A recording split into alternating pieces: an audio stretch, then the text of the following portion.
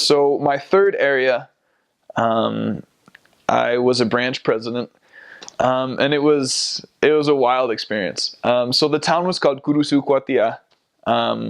and what is basically going on there is it's a huge city by the mission standards. There are about 50,000 people there, and the church has gone through a lot there. They've had some hard times, suffice it to say, I guess. And it was a really small branch. I remember my first Sunday there. It was different because, not only was I coming in as a new missionary, but I was coming in as a new branch president. So the first Sunday there, it was raining, and there were 9 people in church. And 2 of them, one was me and one was my companion.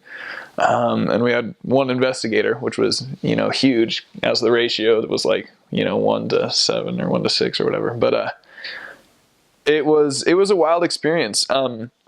It was really nice in some aspects because one of the struggles that we would run into is the missionaries and the leadership of the branch or the local unit would kind of butt heads, say, well, we need to do more of this and we need to do more of that.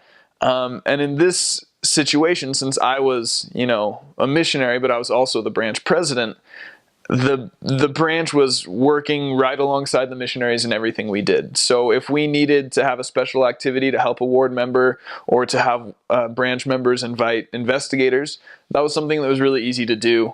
But at the same time, it was hard. I remember I worked harder in that area than I did in any other area. And that was because when my missionary duties stopped, so to say, like on P Day when I wasn't worried about, going out and contacting every person, I was thinking about the branch. So it was really emotionally taxing on me. It was really spiritually taxing on me.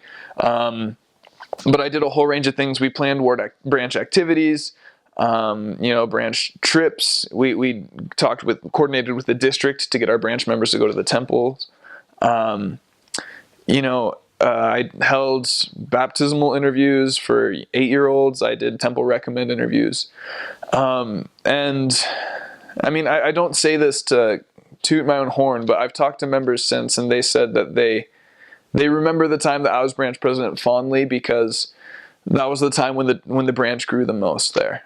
So I started, there were 9 people on the first Sunday, and on my last Sunday there were 40 people. So there was a lot of reactivation that we were doing, a lot of baptizing that we were doing. And it was a really cool experience because I wasn't just receiving revelation for my companionship and for the area, but for the church in that city.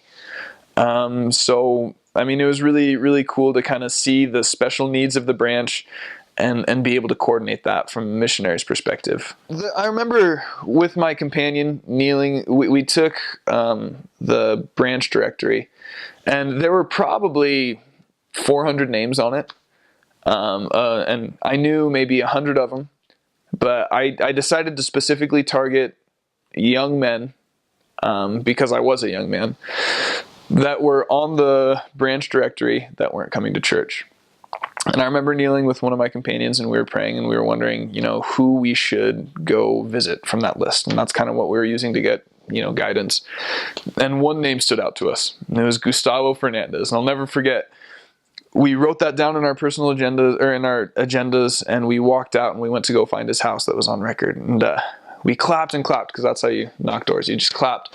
And someone finally came out and they said, no, he doesn't live here. We don't know where he lives. Go away.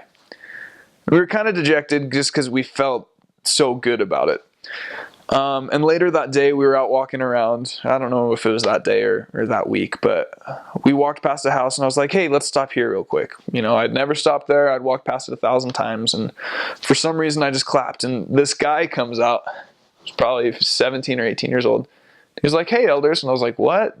Do you know us? And he was like, yeah, I used to go to your church. We were like, seriously? What's your name? He's like, I'm Gustavo.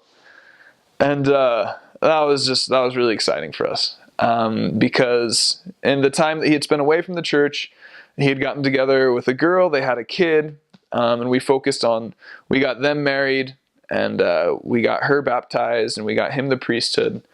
And that was just, that's just one story, but that was kind of the first success that we had there. And then from there, it was, just kind of knowing and being able to reach out to people. I knew where all the less active members lived. So if we had an appointment that fell through, or an investigator that we went to their house and they said, "Oh yeah, I can't right now," we had, an hour of time set aside, and we would just go to a less active member's house and just kind of visit them and work with them. And that's kind of how it went. It was just step by step. I was there for 7 months, so it was a long time. And we just invited people to church. It wasn't easy. It was hard work, but it was rewarding. On that last Sunday that I was there, I remember it was a fast and testimony meeting, and just seeing a full chapel was really nice to see. As soon as I left, there was a missionary who had left from the branch, who was serving in Cordoba in Argentina. He had come home. The mission president called him to be the branch president. So they don't have a missionary as a branch president anymore. They've had baptisms, and last I heard, there were about anywhere from 20 to 30 people on per Sunday.